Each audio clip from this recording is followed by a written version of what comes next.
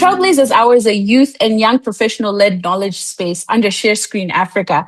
And without further ado, like I explained, tonight's conversation is a concluding conversation in communicating in conservation, the series that we've been having over the last 3 months. And throughout these sessions, we've seen that while science provides the evidence, effective communication builds trust, inspires action, and brings people together. And conservation cannot succeed in isolation. It depends on strong partnerships and ability to communicate a shared vision that mobilizes people and resources. And that's why Jean is here tonight. Ultimately, we are reminded that communication is not about just sharing this information, but it's about building these connections and collaborating with different types of people. So tonight, our speaker, who we are privileged to have, is Jean Bertrand Mandu, the National Coordinator of the African Youth Initiative on Climate Change in Zimbabwe, and former Regional Director for Africa at earthday.org. With more than a decade of experience in the environmental and climate space, he has grown from a volunteer to a recognized leader representing youth at a national, continental, and global decision-making platforms, including COPs and sustainable SDG summits.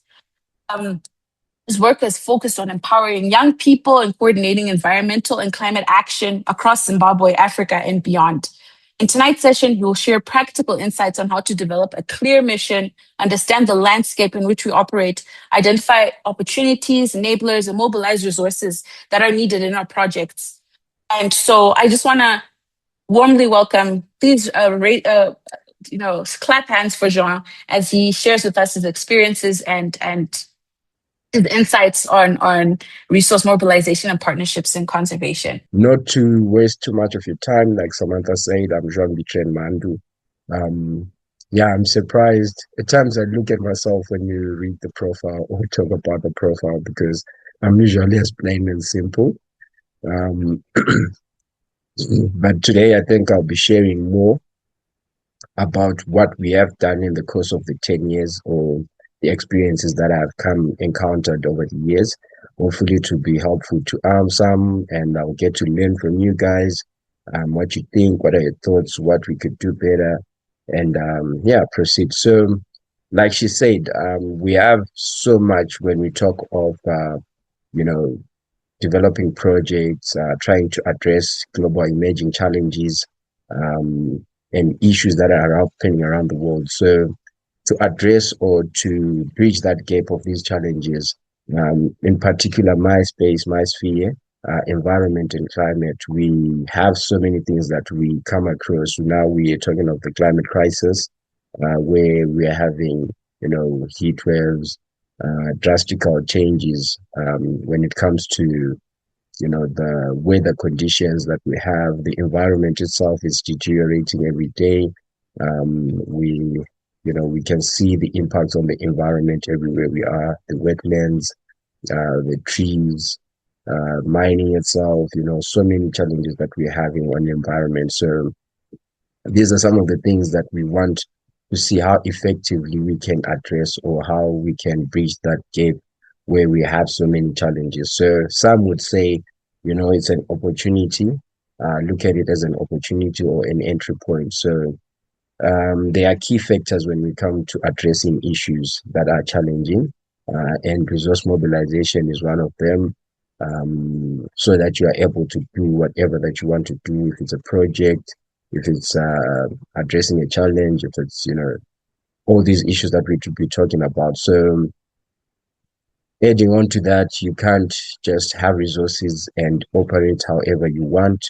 You have to have key partnerships. You have to know people. You have to collaborate with others. I know there's a saying that says, if you want to go far, you can go with many people, go with others. But if you want, to go fast, you can just, go alone. But if you want to go further, you have to go with other people. So collaborations are quite key. So my topic today is resource mobilization and partnerships for environment and climate project implementation. So let's delve in. Yeah, so I'll start with just a few states that states why, resource mobilization and partnerships matter. Over 70% of environmental projects fail to scale without effective resource mobilization and partnerships, meaning that most of the projects that we try to implement, they fail because we would not have effective resource mobilization and partnerships. Also, securing adequate funding, which is something that is common, I think, especially for us in Africa, we know the challenge with us.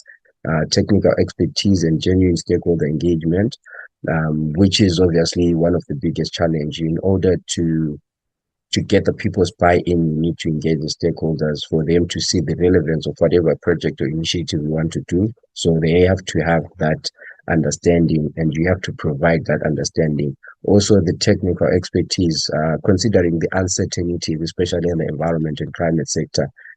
I always give a reference that us as the younger generation, we do not relate to the mountains that our grandmothers used to see, the environment that they used to have, because it's distracted due to urbanization and other human activities, even climate itself. So being able to relate to those changes now is difficult. So that's that gap now needs expertise to be able to bridge. So yeah, that's quite something that needs total data mining or information mining so that you are able to what to address. So because of these uncertainties and challenges, you will notice that our technical expertise is limited. With the climate, within an uncertainty, there's another uncertainty. So those are some of the things that you would see um, making us fail to address the challenges. Without that technical expertise, without going back into the bushes and finding out more, learning, researching about what happens every day, it would be difficult to be able to implement projects that address the challenges. Partnerships bridge critical gaps. Like I was saying, connecting project teams with funding bodies, local communities, technical specialists, and policy influencers together. These relationships um, transform isolated efforts into scalable and lasting environmental solutions. So these are some of like the basics of why these things are important. So if we are able to connect project teams, if we are able to engage the bodies that have the resources to implement, engage the communities who should adopt or accept the projects that we want to do, or if it's suitable for them, if it's something that's of relevance or not, the technical experts or specialists that can see through the implications, the impact, um, how it has. I think when it comes to, for example, when it comes to wetlands, you have to have, or any project, you have to have environmental assessments, EIAs, environmental impact assessments, so that you have the rightful knowledge if that project is rightful for that particular area or that development that you want to do. So those are some of the things that you need to put together. So for you to be able to do that, to bridge those gaps, you need partnerships and collaboration so that you bring different bodies together. So I think by the end of this, we should be able to explain how to craft a clear mission, because um, you cannot just do a project without knowing what it was to address. You have to have a clear mission, and a map, and map actually the environment that you're operating in. You have to be able to identify the needs and enablers for the projects, so that it's successful. You also have to design resource mobile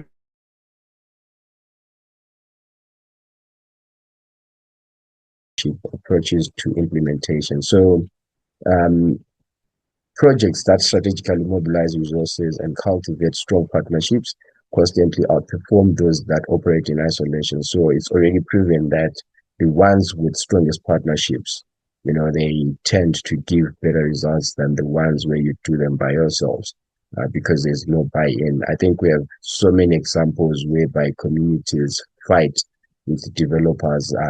Given an example in Zimbabwe, we recently had a case where one of the ministers or MPs, former minister, was trying to build or create a development in a particular wetland, but then the community advocated against that because that development wasn't suitable for what? For the wetland. Also, it was not acquired properly. So that engagement and collaboration would have informed him before he partook his initiative. But now, because the community said no, he then ended up having to apologize for such a development. So it shows that they had not, he had done his thing in isolation without engagement and collaboration with the community. So, yeah, those are some of the things that I hope we'll be able to come out with. Um, so, like I said, before we go further, the first thing that is important is to have a purpose, which we call a mission. Um, I would say it is okay to have a mission. Some would start with a vision, a proper vision, where you want to be at the end of it, where you want to go. But then the how you're going to do it now, that's obviously the strategy. But then our mission in this case obviously has to align the choices, priorities, and resources. So we have to have a clear mission, what we want to what um, to to do, which is clear. So it has to be direct and clear. Um, this will help in filtering the decisions that you make. So you're not going to end up just everywhere. So it helps say yes to the right work and no to the distractions. So now you are direct and straight to the point on what you want to do. It also gives the motivation because nobody wants to follow someone who doesn't know what where they want to go. So um, you don't want to follow just blindly, but you want to follow something with a direction. So a mission provides that, and it's a good for a team, especially when you're working with stakeholders and you're going to be working in an environment that's around people. Now it's just not in your particular community, but also to the global world. I think all know that we are now a global village. As you can see, we are tuned in from around the world. So this does not have to limit you. The mission can be as broad as it can be, but your mission should be clear. So just also to uplift projects that strategically mobilize resources and cultivate strong partnership consistently outperform those that do not. And yeah, like I said earlier. So with the mission, I would give example. I like examples. I had to put that picture of me communicating with the young people. That's one of the teaching in schools. So here we were talking about tree planting and so on. So our mission is to sequester the greenhouse gases from the atmosphere so that we can reduce our emissions. Also, we can um, resuscitate our environment and ensure we have clean air, fresh air, and also the shades that we need at a particular school. So we had a clear mission. We were talking about what do we need to do, how we can come up with that, and so on. So we had a clear mission. We need to plant so and so schools. I think a colleague of mine who was a presenter here, uh, Tapiwa Chimbadzwa, at some point, we went together to this school as we were doing this teach in at the school. So yeah, that's one of the memories that we have. But the mission has to be clear and to guide us what we want to achieve before we get on to the resource mobilizations. And it help us to streamline the stakeholders and partners that we need. Um, Moving on, developing a clear mission for your project. A mission statement defines your project core purpose in the environment and climate context. So it has to be in a particular context. It doesn't have to be everywhere. So you should have, in this case, we are talking about climate change. It has to be direct. If you're talking about the environmental work that you want to do, it has to be direct. I know the environmental space is broad. We have, desertification. We have, like we were saying, carbon sequestration. We also have wetlands. We have so many issues that we have. We have biodiversity conservation in the environment.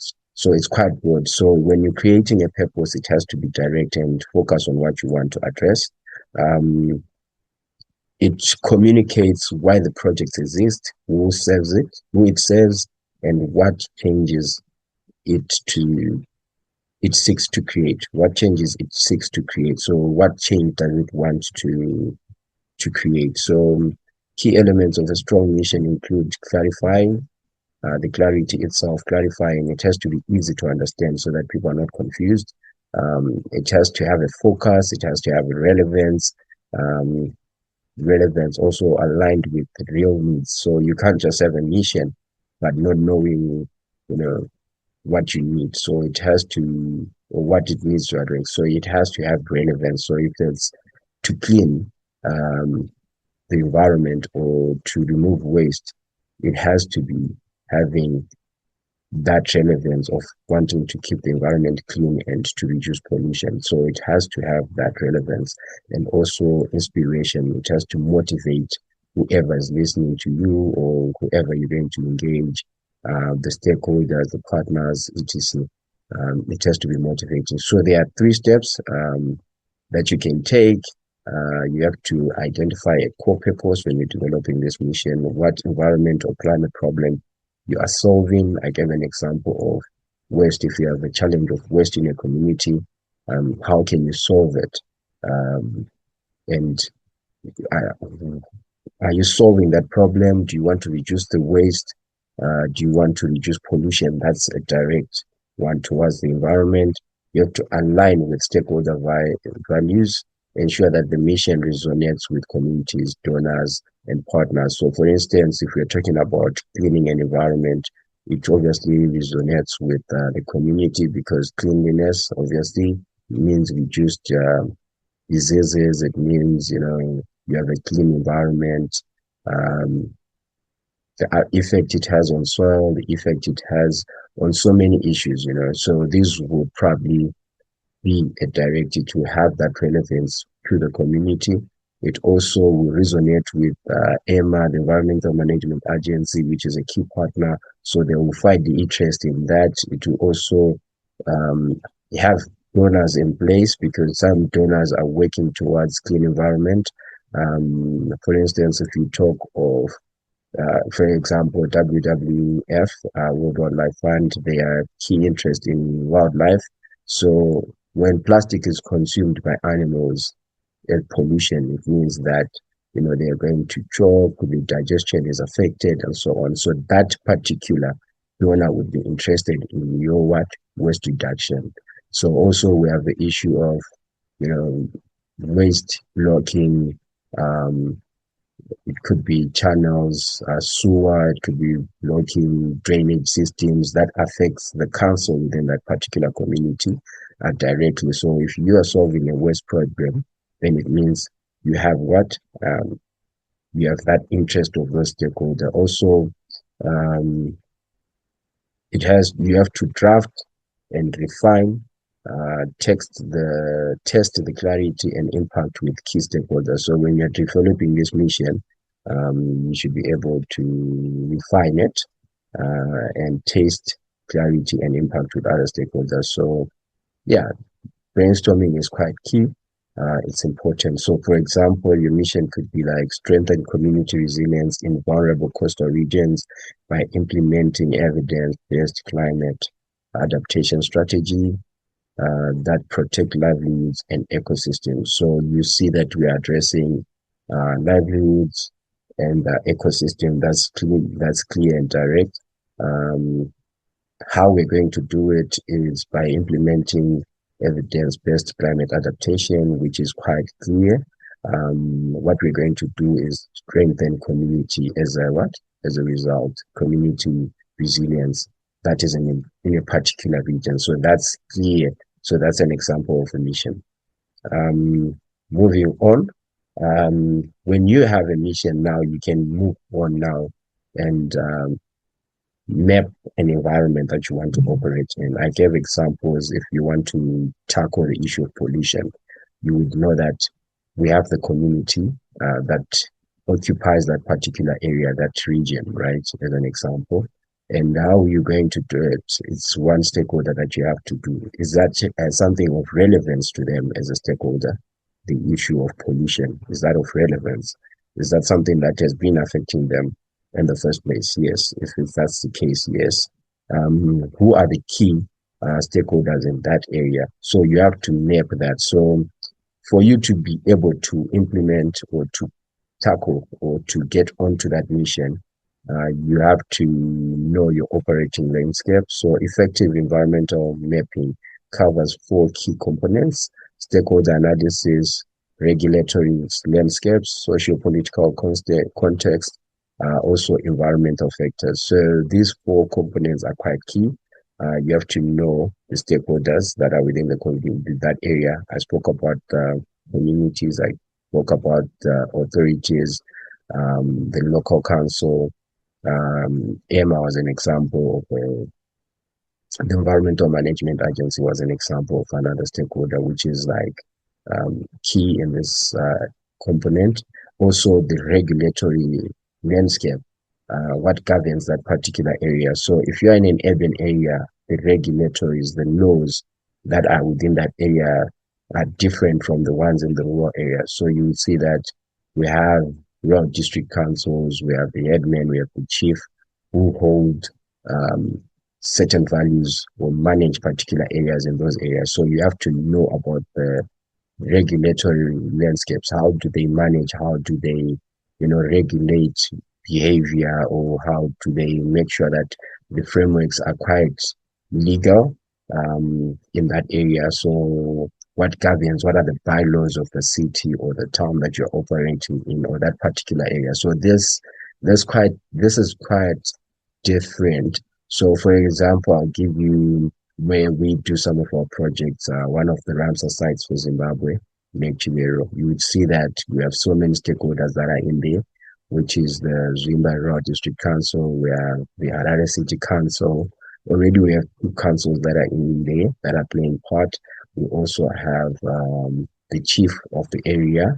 We also have EMA, which is in charge of environmental protection in the country. We also have the Zimbabwe Zim Parks and Wildlife also there, which is a custodian, which takes care of the national park that we're talking about. So already these stakeholders are regulatory, and they have so many different bylaws. So for you to operate in that area, you should know what governs them, what are the bylaws, where do they interlink, are they not, conflicting, how do you handle one and how do you handle another. So all those things should be in sync. And also the socio-political context. I spoke about the chiefs. At some point, that's how people are living in that area. So you have to know how people are living in that area. Often said when you do some projects, some people would say, which party are you associated with? So like if it's a political initiative, it's apolitical, so all those things. So you should know the area that you're going to. So if you are apolitical, you should know what requirements that if you're an organization, for an example, or if you're a group of people, um, what requirements are needed for you to participate or to go into that area? Do they believe in this? How do the people in the community survive, or how do they live? So you can't use a setup or an approach for a high density setup to a rural community, because how they associate or how they live is totally different over in the low density suburbs. So that's quite different. Some would see that in the high density, you might see many young people in the community. So if you want to do an approach, maybe if it's education, um, or you have to find a place where they live. Most of them might not be spending time on the phone, but if you say we're going to have a football match, they would come out in their numbers and they can resonate. If it's in the low density, maybe they communicate using their, last emails, or they have their groups, or, their own environment that they have. So their neighborhood, whatever platform. So the environment has to be totally understandable, how they communicate, how they do stuff, how they live in that community. So that's quite key.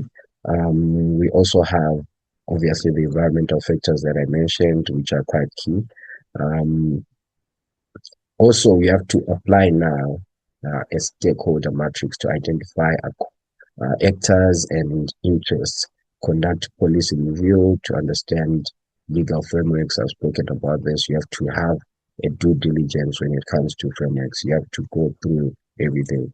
because most often you start a project, but then you stopped because you skipped another thing and you would have wasted so many resources.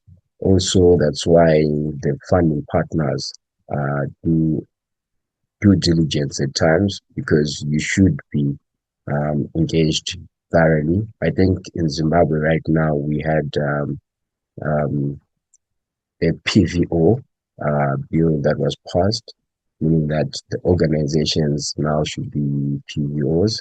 Um, that's quite key. So if you want to do projects here, you'd rather apply to be a PVO or be registered with, if it's a youth organization, with the Zimbabwe Youth Council. But it has to have a scope.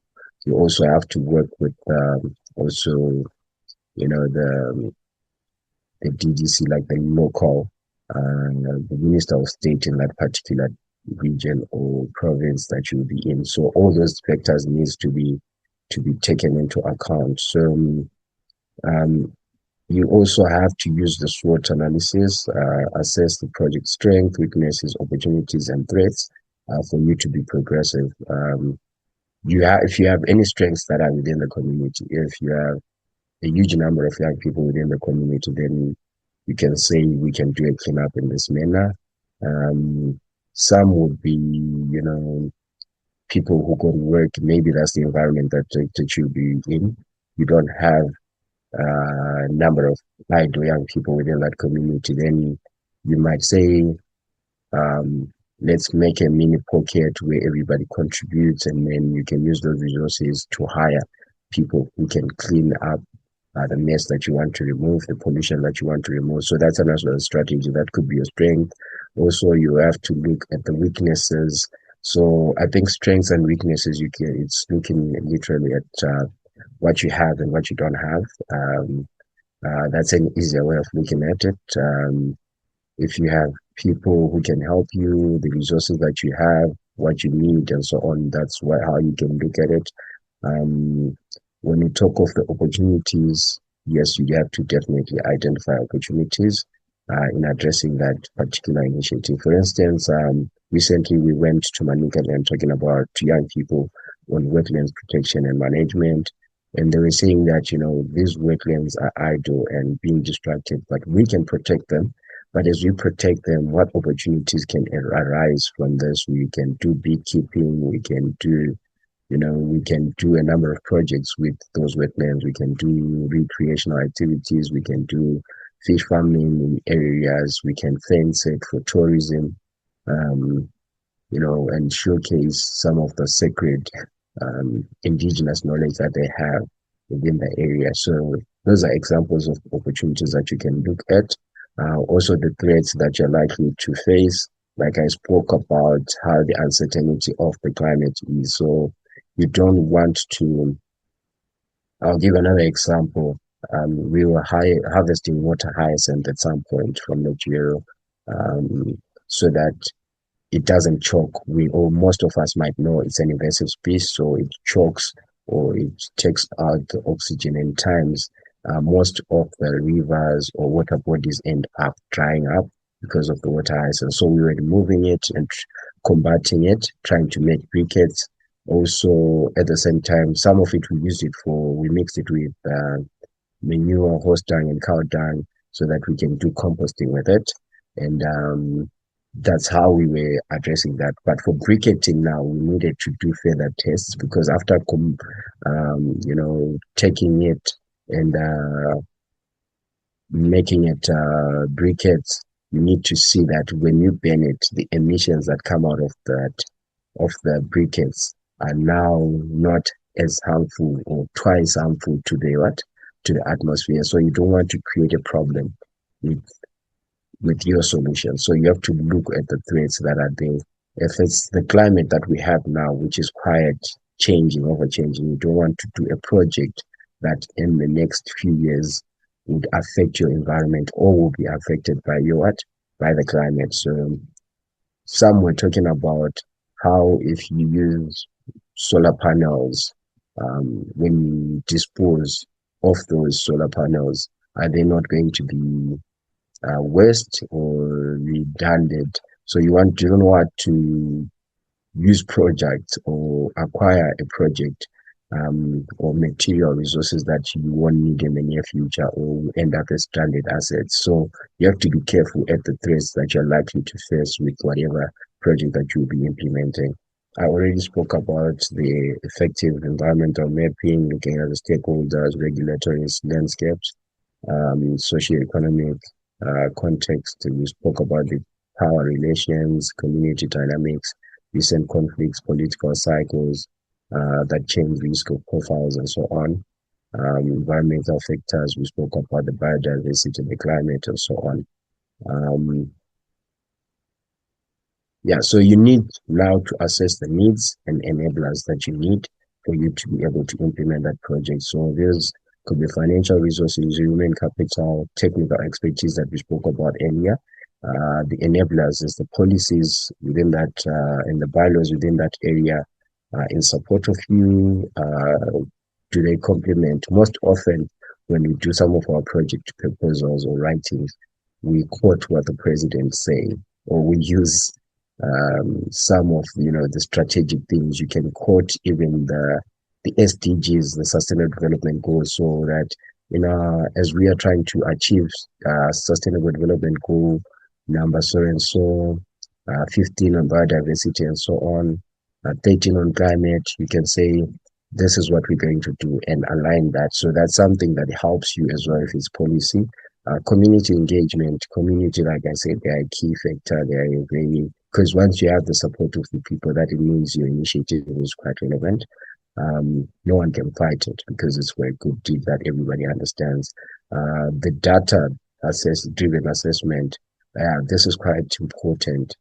Yeah, getting the facts is quite important. So I know these days people are a little bit lazy. Less research is being done. Information is just being generated on the internet, AI. But for some of the things that we do, we actually go on the ground into the field, engage young people, engage stakeholders, and find this data yourself, verify it with other stakeholders and bodies that are quite key. So you can do your desk research, but it's also important to go into the communities and analyze your information and secure data as well. So there are verified bodies that you can get or you can refer to. Also now, we have to understand what resource mobilization is. So the definition is quite clear. Obviously, it's identifying, securing, and managing financial, human, and material resources. That's quite important. Then we have types of resources, which is financial, the grants, and so on. And we have the human, which is voluntary experts, workers, and so on. Then we have to obviously align them. So effective resource mobilization requires aligning all resources types um, with project goals, timelines, and so on. In this case, I'd put mission instead of just goals. So it also goes in handy because the mission was to get you to a certain goal. Um, so yeah, that's understanding resource mobilization. And why is it important? We spoke about um, how their resource mobilization is key, partnerships matter. So, like I said, environment and climate projects face complex challenges, limited funding, fragmented expertise, and weak stakeholder engagement. So, effective resource mobilization and strategic partnerships are essential to cover these barriers and drive lasting impact. Access diverse financial increase funding, obviously, to increase funding to um, ex give you access to expertise, obviously. So you have to leverage technical knowledge and specialized skills. You are not going to know everything, so you might want knowledge from other stakeholders that are there. You have to have stakeholder buy-in, which I have emphasized over and over. We spoke about ensure long-term project and so on. So for in this case, as you can see on that picture, that's Fiesta, one of the gatherings where young people go and have fun. So we're celebrating Earth Day, so we had to engage the fiesta. So we had banners everywhere. We had to bring in artists from South Africa. So it became a fiesta which had a message on top of it. So you can see us engaging more than 5,000 young people who participated at this event. But that was for us to what? To be able to get to a mission. So we partnered with Fiesta. We partnered with we took an artist which came through the, I think at this point it was Uncle Waffles who came through. Um, that was great for us. So those are some of the strategic partnerships that you have to have. You have to also have ensure that it's long-term project viability through diversified resources and committed partners. So the sustainability aspect of it has to be there. That's more important as well. So I'm just running through because of the time now. You have to have a strategy of how to mobilize the resources now. That's important. I think most people are keen on the money part, and you know how you can make sure that you bring. So many people often ask me, how do you gather as many young people to participate, maybe in a cleanup, if it's a project that you want to do. So you have to streamline them. So if you have schools, if you're targeting schools, how best can you engage schools? How can they listen to your message and how do they understand them if you want to do a cleanup? So that's streamlining. So if I'm targeting schools, who do I engage? I engage the Ministry of Education, higher and tertiary, primary and secondary, and then I'm able now to get their guidance on that. I should also be able to engage UNICEF, which deals with young people and children. I should be able to engage the Zimbabwe Youth Council. That's me mobilizing the human resource. When it comes to resources as well, I spoke about UNICEF, which is a funding partner, it's a developmental partner that would be key and interested in that. So that's another strategy that we can use. So yeah, I just wish we had more time to talk about this. Now I'm seeing that it was so much that I prepared for you guys, but I'm sure you'll also be able to get the slides. Um, Embassies are quite key as well when we talk of resources. You can look at the interest of a certain country. For instance, Japan, they're clean next to cleanliness. Um, what they do at the World Cups, they always remove pollution, plastics, they clean after, the stadiums after the games, the match. So when you bring anything to do with, cleanliness, I remember at some point we brought in the ambassador from Japan and they supported the cleanup. That was quite strategic and seeing how best you can engage this funding partner. So you have to align and do your proper research. Also, if you do not have the resources or the good relationships with other people, then you can engage another stakeholder who can help. So I think also, as you can see, if here I was pushing for a mission, so I had to engage ministers from different countries. So you can see the minister from Zimbabwe, Uganda, Kenya, and so on. This is at the conference of parties, but I knew that I had a project that I wanted to implement in Africa on climate education after this conference of parties. So I brought them together strategically, started listening to their issues, what they're doing as a country, and so on. And then created and also engaged a funding partner at Earth Day there. I also had UNICEF, I think, so that they can also support, so if you bring the policymakers, the funders, and so on, that would help. And the communication obviously was clear. And yeah, so some of the slides we do not have time to go through, but yeah, I think this is quite a complex issue. And it has so much to talk about. I spoke about the strategies. You can see we have different people participating at the cleanup, and this is one of the activities that we did. So yeah, I would have loved to share more. This was another new partnership that we had. As you can see, Bill Betis wants to become the most sustainable football club on the planet. So we were engaging for they wanted to bring in sports and learning from our best practices. So we wanted to see how we can collaborate with soccer, with teams in there so that we can make this impact. So this is partnerships now that you develop. It does not have to be limited. You have to look at all the spheres that you have and, like I said, the opportunities and so on. So yeah, I think I'll end here and then the rest we can talk in the question and answer. Thank you.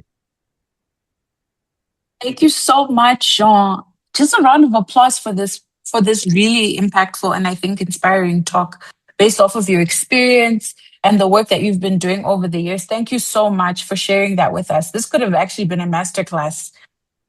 You actually could have kept going because you had so many nuggets. And I think a lot of people here we're learning from your experiences, not just because you're technically um, you're technically sound in this in resource mobilization and partnerships, but also because your experiences are so rich and diverse. The type of stakeholders you've worked with are from, football clubs you've mentioned, to embassies, to communities, to schools, to government, with different potential partners from business to education and community. How important is it to find the right language to help find common purpose? And how best can one do this? I hope that makes sense. It's just conscious that when you talk to communities and you talk to education and you talk to those in conservation, you talk to ministers, you talk to business, that sometimes it's not just about English and French. It's using the right words, the right language. What in your experience, how do you overcome that? How do you find a language around sort of mission that is inclusive? Quite interesting question. Thank you so much for that. So it depends with the area and the platform that you have, because, like you say, you cannot easily get access to a minister and be able to talk to a minister. Their schedule is quite tight and busy, so you have to be strategic about that.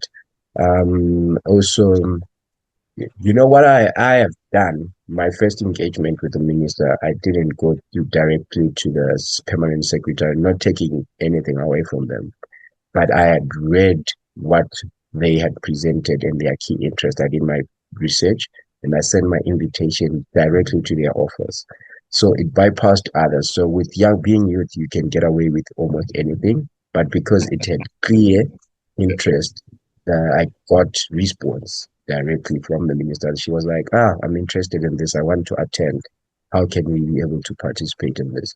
Also, you have to be sneaky about it. I'm sorry to use this language, but find platforms where they participate. Some talk about the elevator pitch. Um, it's difficult to draw interest out of that. But like you say, the language, firstly, it's another thing that you have to do. You have to acknowledge, so the advocacy applies. You have to acknowledge what the person that you are interested in has or knows. So if somebody gave a presentation, say the minister, you say you acknowledge one of the key things that you picked out from them, and then you show interest in that, and then you don't always ask for something. Another strategy would obviously be, I use this at conferences. I often do cocktails. So that's after the meetings, the busy days, and so on. I can just put in a budget. That's if I have. If I do not have, I can engage another partner. Say UNICEF is pushing a booklet on children or children policy, child-friendly policies. I can say, you know what, I'm going to call my cocktail child-friendly policy cocktail or breakfast.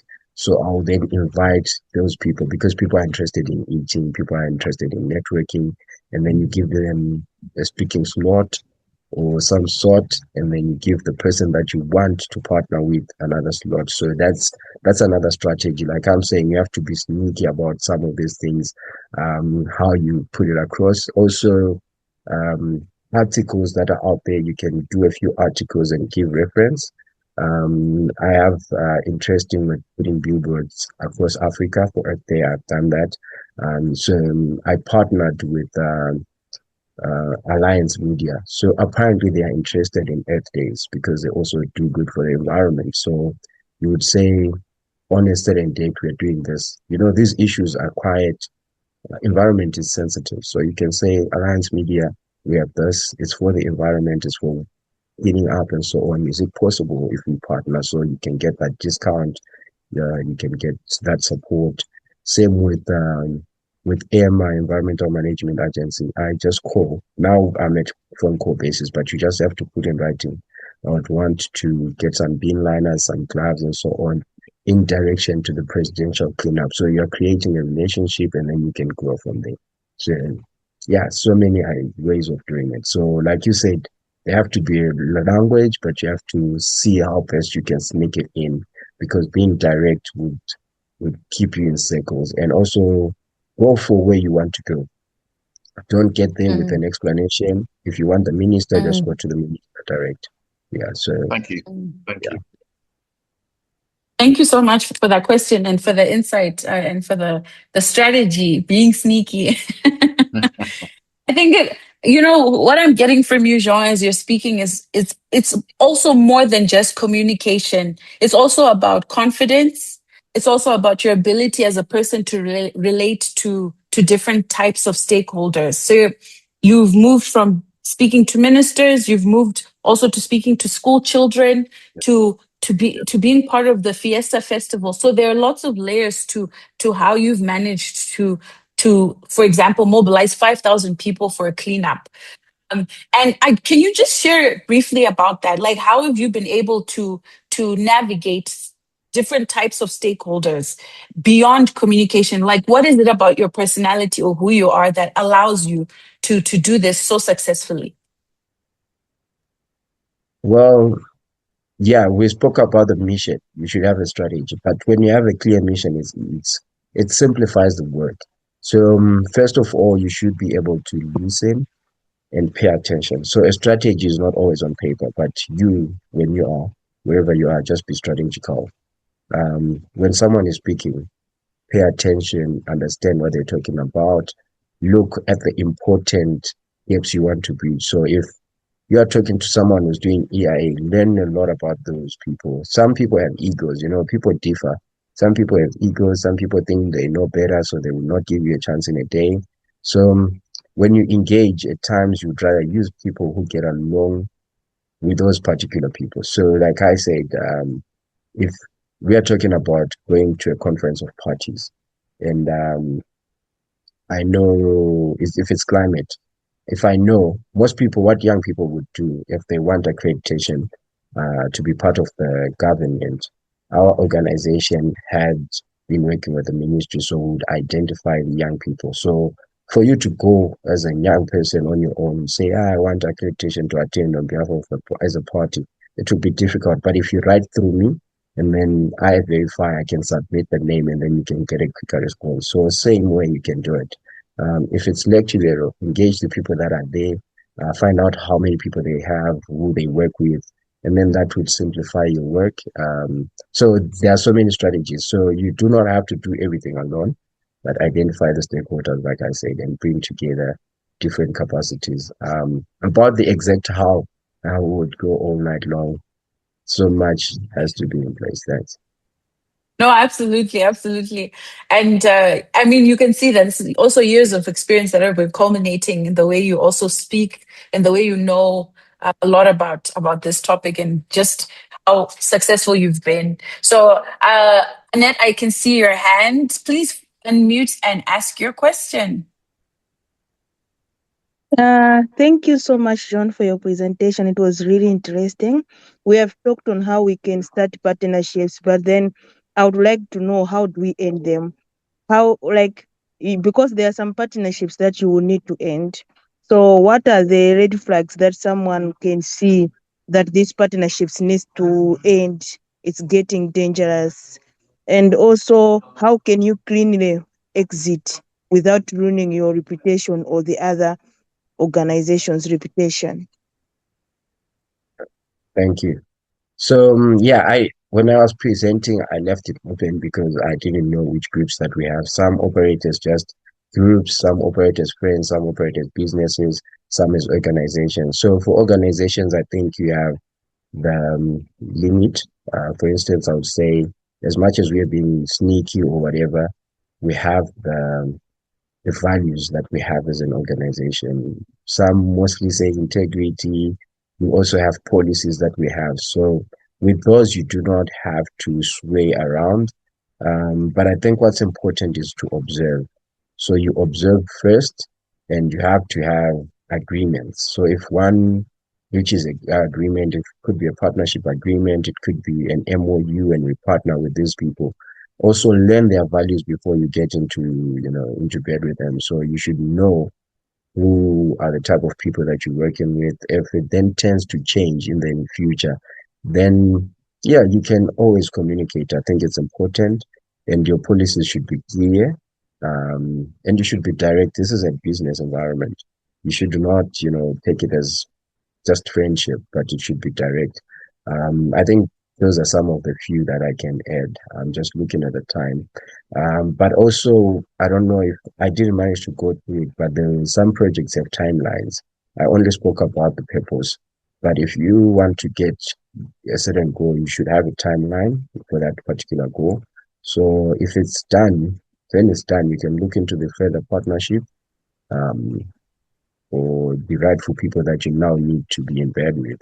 If not, if that partnership has ended. So you have to see the relevance and so on. You do not have to constantly, but check-ins, communication is quite key.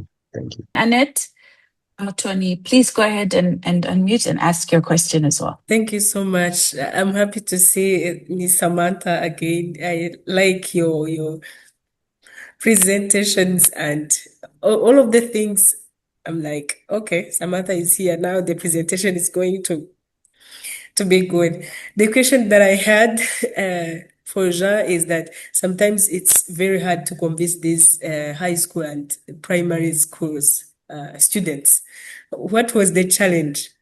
Not only these students, but also the high profiles, like ministers, as Jean has said. Sometimes, like they think they know this, and so they are not interested. I think that's a challenge. What was your challenge for this, and how did you overcome this? With schools, obviously, the biggest challenge is the clearances. But once you have the clearance, the operating license, if it's a license and you're allowed to work with the schools, you have the permission, then that would be fine. But the good thing about children or schools is, they are always willing to learn. They are want to learn all the time. So what you have to do is try and persuade the person who receives you, that's the teacher. So most people would say teacher training, but education now is different. You can't just say people don't drop litter, don't throw plastic on the ground. But for the person to understand why dropping the plastic on the ground, we all know it's bad, but why is it bad? Nobody knows. So if you tell somebody that it's raining outside, and you're indoors, they can believe it or say, yeah, it's raining because they had splashes on or whatever, but is it raining? So being able to believe and see at the same time is quite important. So just make sure that they connect.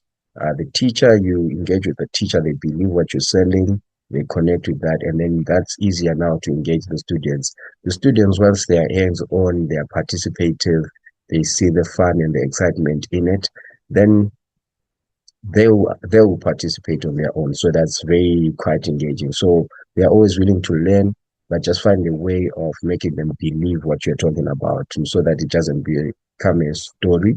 And they also have to see the vision where you want to be. Like I said, you can't just follow a person who doesn't know where you're taking them. So that's important. And then with the high profiles, I think know what you want to do. Like I said, when I engage a minister, for instance, I want to implement on climate education. I want it to be in the corps. In the next agenda item that's going to be discussed, I would just make sure that maybe I want their presence, because they are quite busy, those people. They are not here to listen to your story for 10 hours or whatever. They are quite busy. So what you just need maybe is a picture of him at your event, and then you quote 2 lines that he is saying. And then you can use that for resources, because high-level organizations, UN and so on, they would want that relevance of a big name. So, oh, you're working with minister. The minister said so then that's fine. Or the lower officers, if you now go to MI, if you work with the Ministry of Environment, they'll say, oh, boss said this and that. So it's in line with what the boss said. So that way, you don't need to bore the high levels. Just make sure they give you the right contact. So if you talk to the UNDP, the head, you would say he doesn't have time, but once he gives you his attention, just let him tell you what he expects of you. And then you tell him, okay, that's fine, I'll develop this, but who do I see? And then you will give that person. And then when you say you want funding to take 2 people to a co-op or whatever, then that's guaranteed. So that's how I have done some of these things. Thank you. Thank you so much for that answer, and thank you, Annette, for that beautiful question and for the nice, kind words. Yeah, so so I'm getting a lot of strategy in terms of how to develop partnerships, especially in the government spaces. And you can tell there's a lot of intergenerational learning and also the use of wisdom in these spaces. Like you don't just enter and do what you want, but you have to follow certain protocols. You have to address them a certain way. And I love that Jean was able to highlight that as we enter these spaces, who are we speaking to? What kind of language are we using? Like David asked as well, and as Annette has asked as well. And then you sort of shift your engagement according to the level in which you're addressing. So, I mean, this has been such a beautiful, beautiful talk and full of a lot of nuggets and wisdom, Jean. So I just want to thank you so much for coming on Trailblazers Hour and speaking to us and giving us this wealth of knowledge and experience of your years of work. Um, and yeah, before we go, do you have any final words, just nuggets that you want to drop to us, like just before we go? Anything you want to closing remarks? Like your final buzzwords for us, your call to action, anything. I'd say thank you for the platform. Thank you so much for the platform. This was quite engaging. I'm so sorry for the time, but yeah, it would be good to have another discussion, and then we can look at whatever topics that you guys will be interested. Maybe in depth, if people can say, this is what we want to know more. If there are some areas that I left hanging, that would be fine. I'm willing to share. Apart from that, it was good, engaging, and being here with everyone. I hope we get to interact, maybe partner in the near future and work together. Thanks. Thank you so much, Jean.